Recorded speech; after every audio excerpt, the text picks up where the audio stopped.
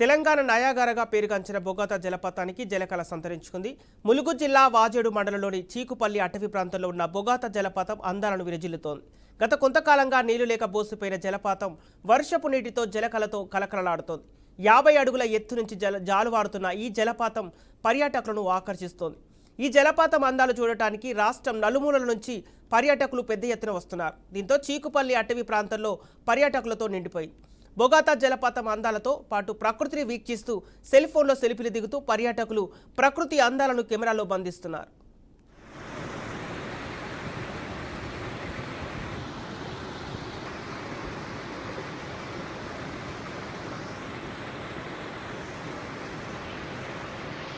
okay 30 minutes